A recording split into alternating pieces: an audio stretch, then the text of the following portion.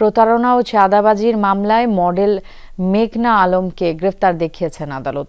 এছাড়া তার সহযোগী দেওয়ান সমীরকে 5 দিনের রিমান্ড দেয়া হয়েছে।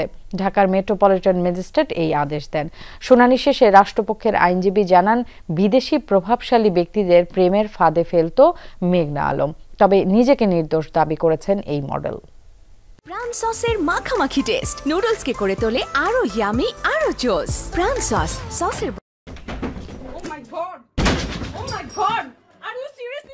গত 9 এপ্রিল রাতে রাজধানীর ভাটারার বাসা থেকে আটক করা হয় মডেল মেঘনা আলমকে।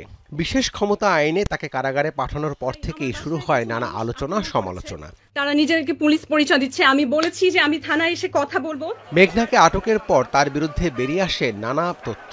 কূটনীতিকদের জিম্মি করে অর্থ আদায়ের অভিযোগে পরে গ্রেফতার করা হয় মেঘনার সহযোগী দেওয়ান সমীরকেও। বৃহস্পতিবার সকালে সিএমএম আদালতে তোলা হয় তাদের। পরে ধানমন্ডি থানার প্রতারণা ও চাঁদাবাজির মামলায় মেঘনা আলমকে গ্রেফতার দেখানো হয়, আর তার সহকারী দেওয়ান সমীরকে 5 দিনের রিমান্ডে দেন বিচারক। শুনানিতে মেঘনা ও তার চক্রের বিভিন্ন তথ্য বিচারকের কাছে তুলে ধরেন রাষ্ট্রপক্ষের আইনজীবীরা। এক পর্যায়ে উত্তেজিত মেঘনা দাবি করেন তাকে ফাঁসানো হয়েছে। রাষ্ট্রপক্ষের আইনজীবী বলেন, বিভিন্ন ট্রাভেল এজেন্সি ও অল্প বয়সী সুন্দরী মেয়েদের ব্যবহার করে কূটনীতিকদের টার্গেট করত মেঘনা আলম চক্রটি। প্রেমের ফাঁদে ফেলে হাতিয়ে নিত অর্থ। মেঘলাকে দিয়ে সৌদি রাষ্ট্রদূতকে ট্রাফে ফেলে তারা দুইজনে মিলে তার কাছে $5 মিলিয়ন চাঁদা দাবি করেছিল। সেই জন্য তাকে আজকের এই মামলায়ও তাকে গ্রেপ্তার দেখানোর জন্য প্রার্থনা করে এবং বিজ্ঞ আদালত তাকে গ্রেপ্তার দেখিয়ে জেল হাজতে প্রেরণ করেন।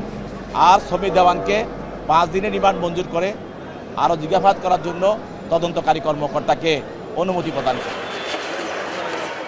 মডেল মেঘনা ও তার চক্রের অন্য সদস্যদের চিহ্নিত করতে তদন্ত চলছে বলেও জানান রাষ্ট্রপক্ষের আইনজীবী।